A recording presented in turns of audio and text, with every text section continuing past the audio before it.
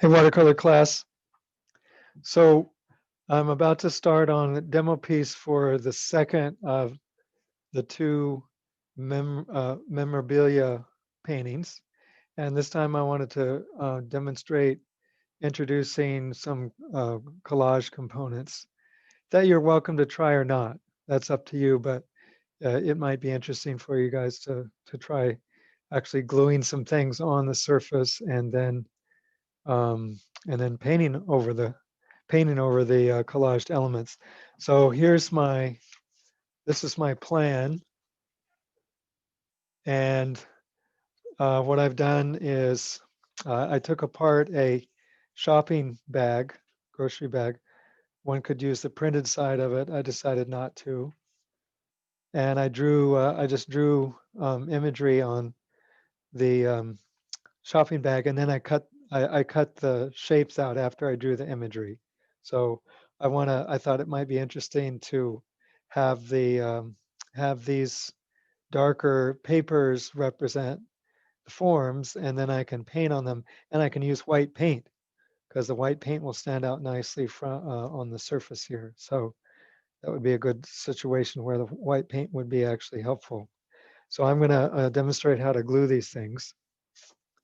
And all you need is some white glue, like Elmer's glue, fabric glue, and then you want to thin it down a little bit. So I'm going to pour a little bit of this glue into a container. Don't need a whole lot. And then a little water.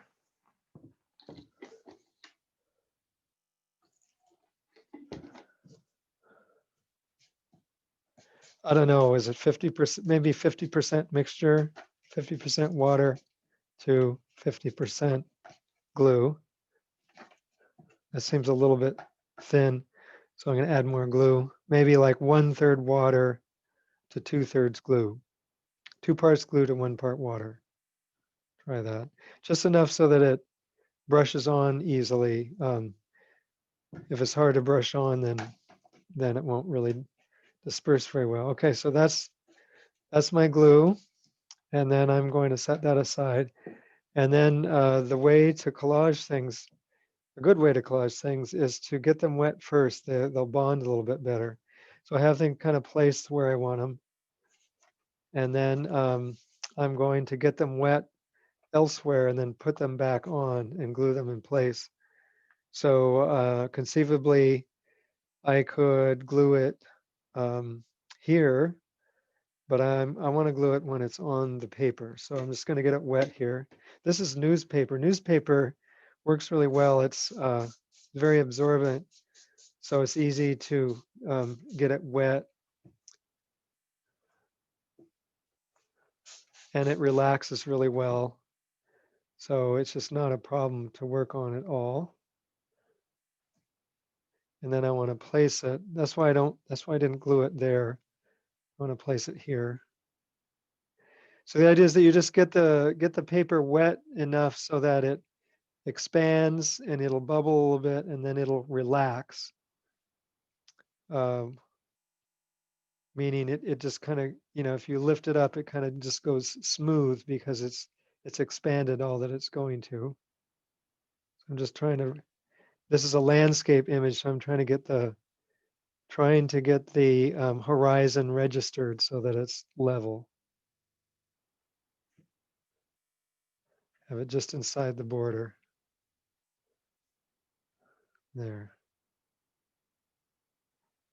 All right. So then I want to make sure that it lays down nicely. Newspaper does tear easily. I tore it a little bit. So I'll just have to be gentle. Okay. That looks good. So now I'm going to just glue it, being careful not to get glue on the paper, on the surface, watercolor surface. I want to be able to paint on that. But I'm just gluing on the kind of gently applying glue to the surface, or the back, I should say. And I'm gonna roll that over and then lay it down. And then I'm gonna do the other side. If I do it this way, then it will remain registered. In other words, it's not gonna move on me. I'm gonna have it in the place I want it. So that's why I peeled up one side. I put it down where I wanted it. Then I peeled up one side, glued that. Now I'm gluing the other side. So then I know for sure it's not gonna move on me. And then I'm not getting any paint on the watercolor paper or any glue on the watercolor paper. There.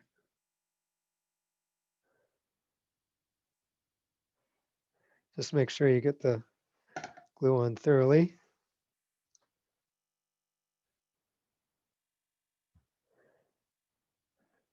And then get it down nice and flat. And then you can kind of tamp it down, blot it.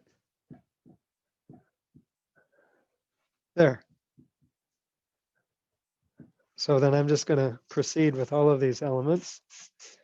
I'm leaving them in place right now so I know where I want them to be. So I'm getting this wet. I'm using a sprayer. A sprayer works pretty good. Or just kind of dipping in water. And then I'm just smoothing this out so that I know that it's properly stretched, properly expanded. And I'm just going to mount this on the lower margin. There.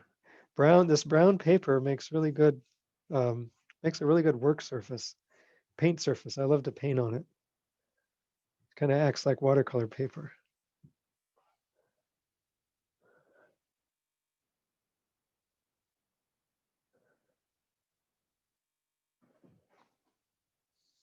So I'll get that side down.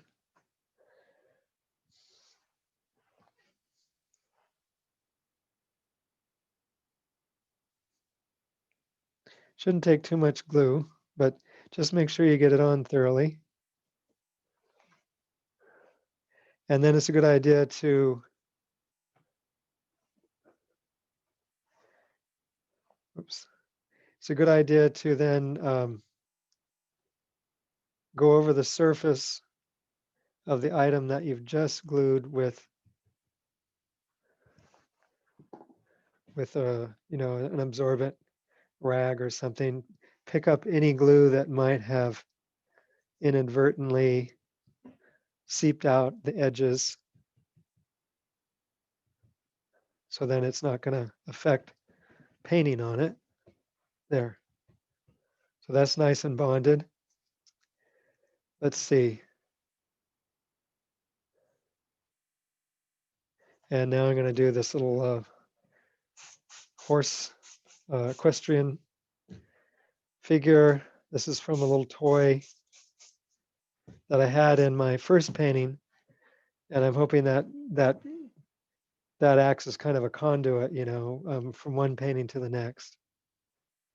And I'm just going to mount him right on this little horizon, like he's jumping over a little ditch or something. So that seems to be placed all right. This one, because it's a weird shape, I might just glue it elsewhere and remember where to put it.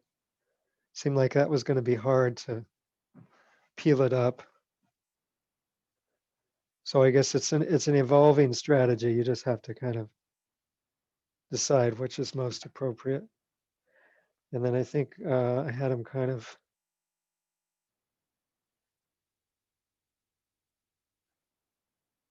just making it over the depression, like jumping a ditch there.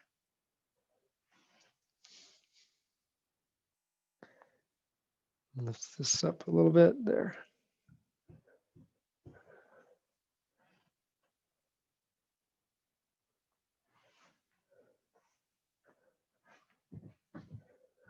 Okay.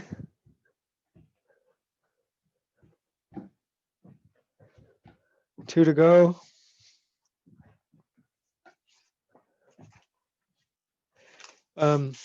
This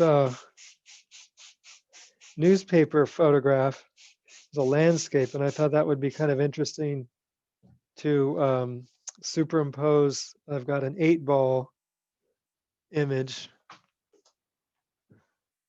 that I want to superimpose over that. So as if you can kind of see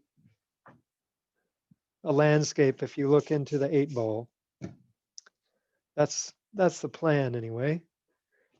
And this will get, this kind of gets somewhat transparent when it's wet, but usually it dries and it's opaque again.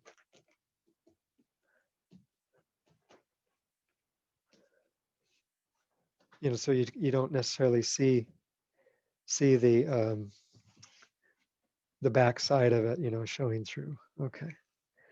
So now I think with the duck, I'd better put him right where I want him because he occupies a pretty tight space. So something like that. And he's big enough so that I feel somewhat confident I can peel him up and not wreck him. Okay, that's good. So I'm going to glue the back side first. This paper bag material is pretty tough. So it would be very hard to tear it even when it's wet. So I'm gluing kind of haphazardly, just trying not to touch the, I don't want to touch the paper. There, touch the watercolor paper. Whoops, and I accidentally shifted it, so that's a problem.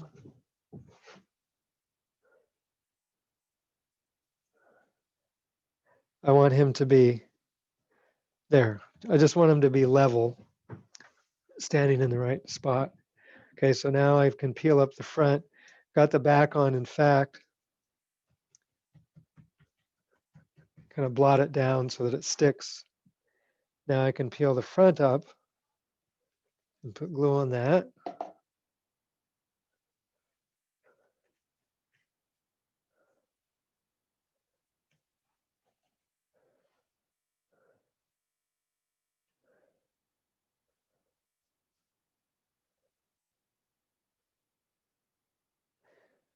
Just depending on what you do, you know, if it's like just a rectangular piece you're collaging on, probably will be easier for this process. You could even trace around on your paper, you know, exactly where you want your thing, your collage item to go. So then you could glue it off site, so to speak. Now, if I missed any glue, I can always come back to and patch up. There. And then just want to blot it.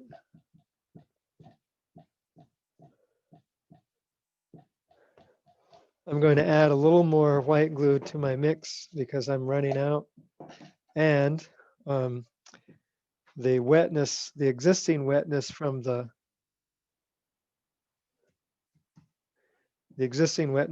paper is diluting the glue a little bit, so it's not going to hurt if it's a little stiffer. It's like baking, where it's not necessarily a precise recipe.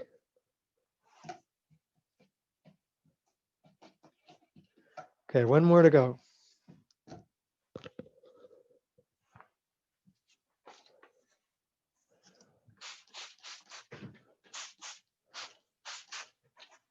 So I'm getting it wet off screen here, but you can probably hear the sound of the spritzer. All right. And this one I want to be careful to place too.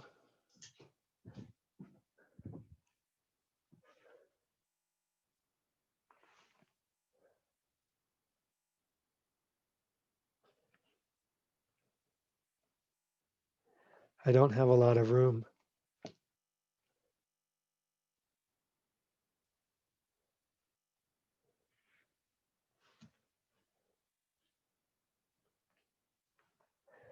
I think that the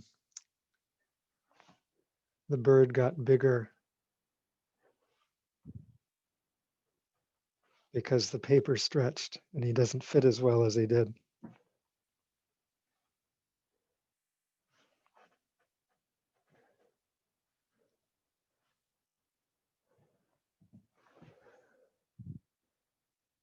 There, that's a little tight, but it'll be okay.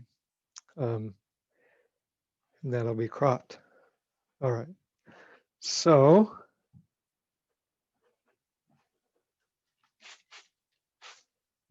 making sure everything is wet so it glues well. It's really nice and smooth.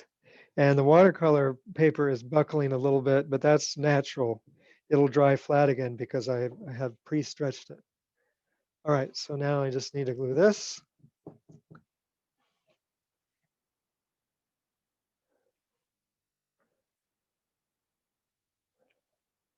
And I'm just holding it up a ways. Again, you know, you don't have to cut specific shapes out with, if you want to collage stuff, you can just collage rectangular pieces if you want. I just thought it would be fun to actually make a shape out of it. Okay. Blotting it.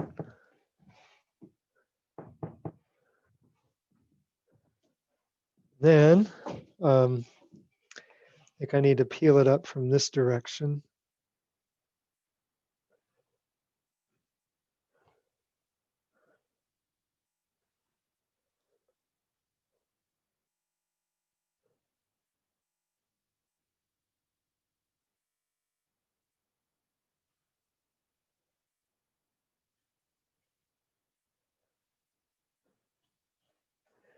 Making sure I get all the way back to where my glue was on the first round, on the first half.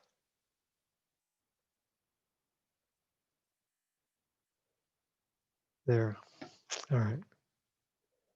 It's really not that messy because the glue is, you know, is somewhat watered down, and so you see it's you don't get sticky because you can just wipe your hands off. There. All right. Now these shapes, obviously they're already templates that I can paint on. I'm blotting up glue now. I spilled a little glue or got a little glue here, and I don't want there to be too much glue or else it will resist. So I'm just taking up all that excess. All right, so now I just want it to dry and then I can start painting.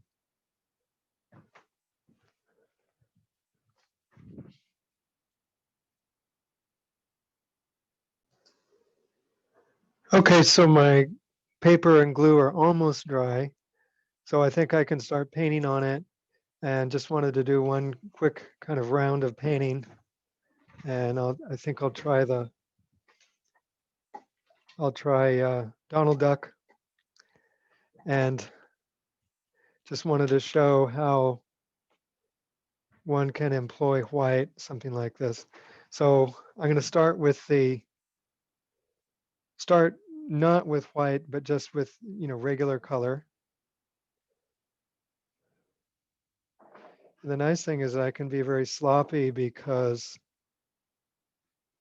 you know, I can even go over the edge because it doesn't matter. You know, it's like a dark shape. There's no matter what I do, I can't ruin the shape.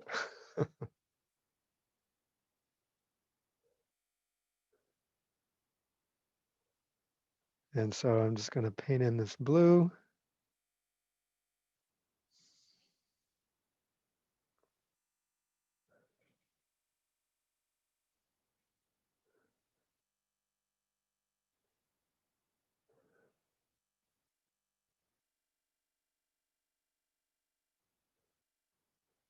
Okay, and then some darker blue. Like around here. So it acts pretty much like just like watercolor paper.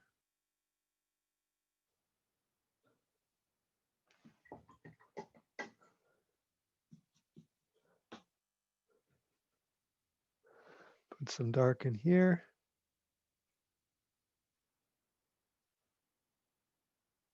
I like just outlining everything.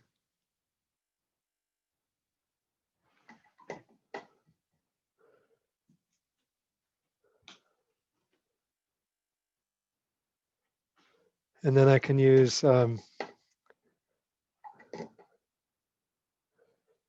see, some blue there.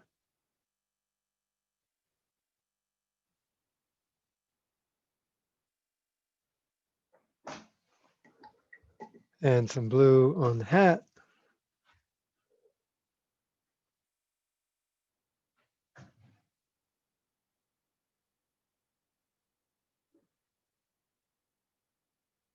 I'm saving the white's like dessert. You know, like you bring the white in last because it's the fun part.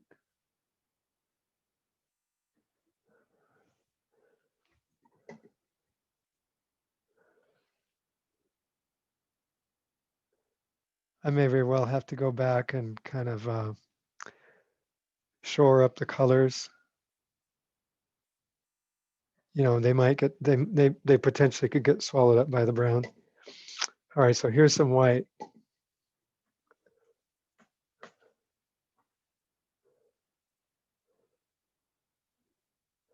It's really fun to use the white.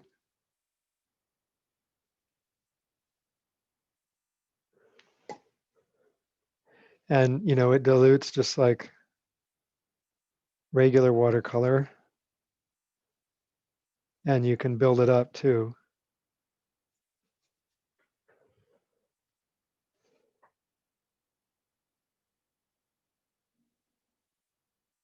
And you can blend other colors into it.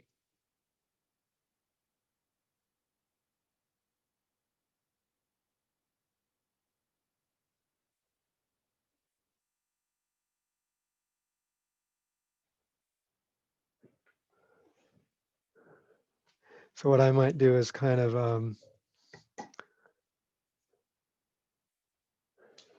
you know, kind of make it darker around the edges, kind of blend, you know, put a little color into that, into the white.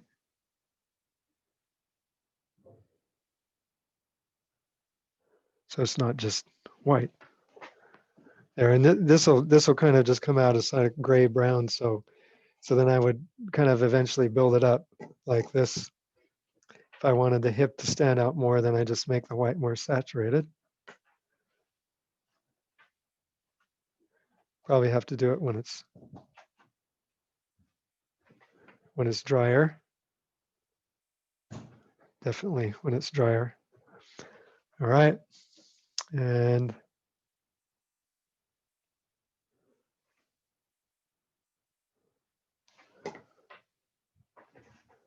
this is actually fun.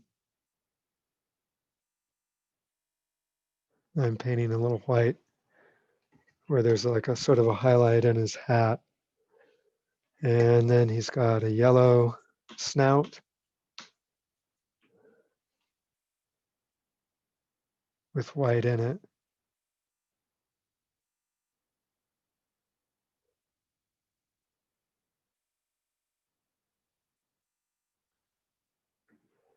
You know, I can come in with line after it, and I can also use the color of the, obviously I'm trying to use the color of the paper as well.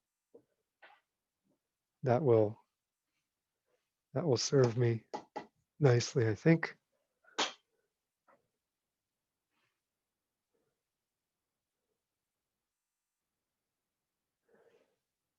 And this is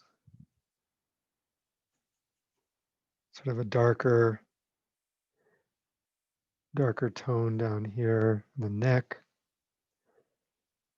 You know, who knows what this is going to be like when it dries, but it's certainly won't be like it is now.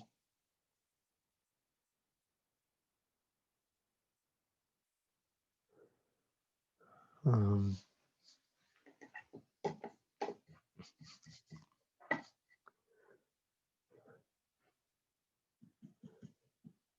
his eye.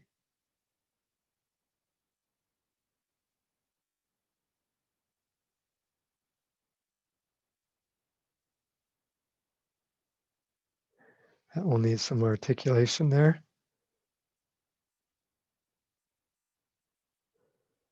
And let's see, there's kind of like a, want to go back and do some blue again. So down here, the blue's kind of bled over the edge. I kind of like how that looks. Creates kind of a natural outline. So I think that's working to my advantage. Do the arm.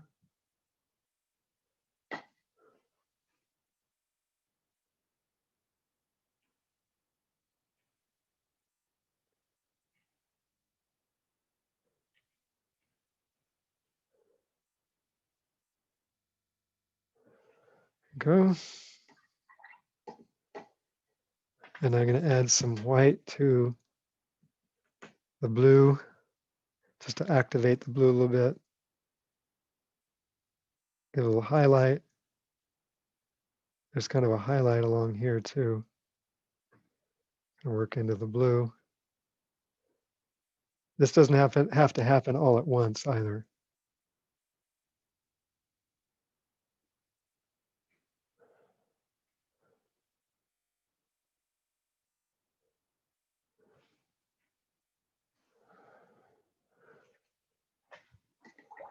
All right.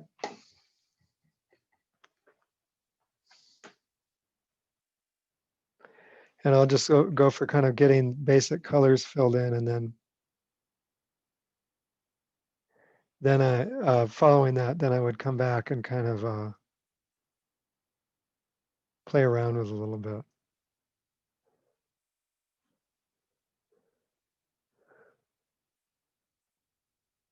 And then, you know, that's when, you know, you just have to fuss with it a little bit, and then that's when you get your it's when you get your transformations, when things just kind of like suddenly fall into place when you just wrestle around with it and not knowing what you're doing and trying things out, and then at some point, you know, it just clicks.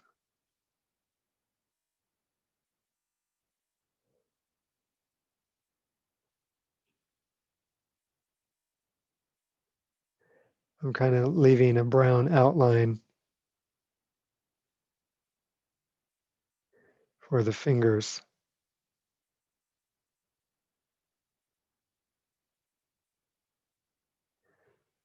And make sure I have 4 fingers.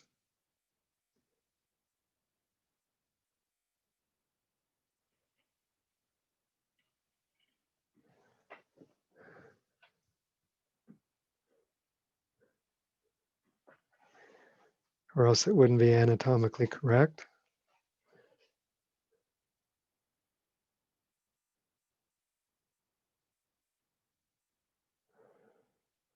There. And then going to put a shadow under the beak, the snout, kind of a green.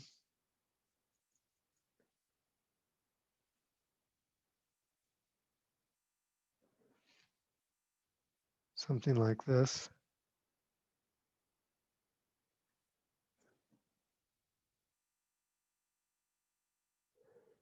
And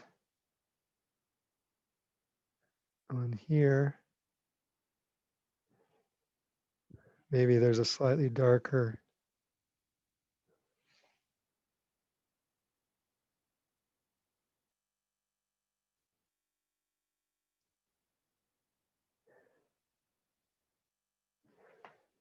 And then there's an eyeball.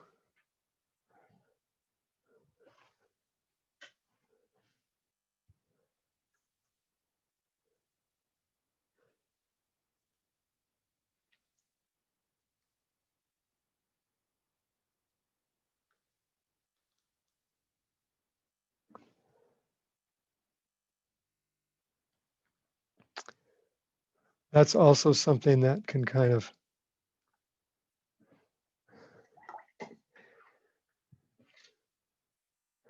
that's something that you know you would want to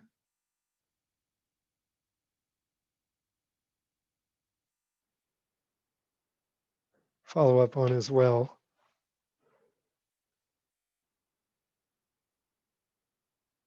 Going to be a little highlight there at some point. Okay.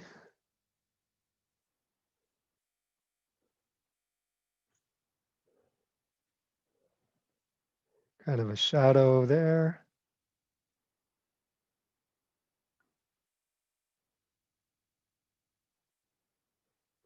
This is all going to dramatically change when the paint dries, and then I'll just come back and work with it. But it's really fun to use the white, especially when it has something to stand out against a little bit. There, that's starting to look good. But you can see as it dries, it's like it's kind of soaking in and almost disappearing to some extent. So then one just has to come back and build it up with more detail. But I'm pretty happy with that. Nothing else is really dry, so I'll just have to wait on it. But I think you get the idea. Oh, let's try highlighting the beak a little bit, the snout, and try like a nice clean yellow with some white added.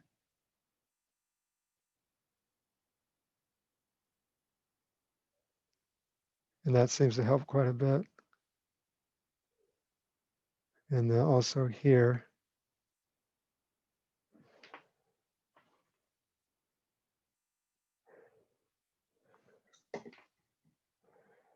And that'll have to dry too. But that's going in the right, I think, going in the right direction.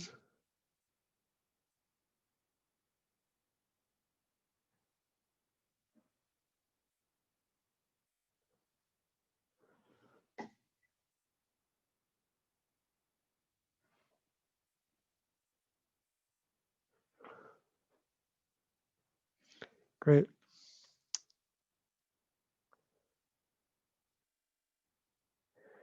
Okay, well,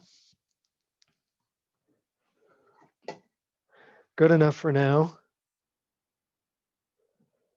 And then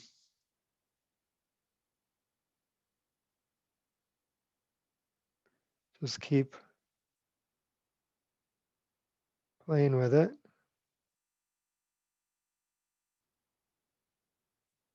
Do a second round after it dries and see where I'm at. Or wait for it to dry and see where I'm at before I do a second round. But I will definitely need to come back and build up the white as the white dries. All right, and then going to figure something out for this background, probably an additional conduit tree like what was in the version number 1. Okay.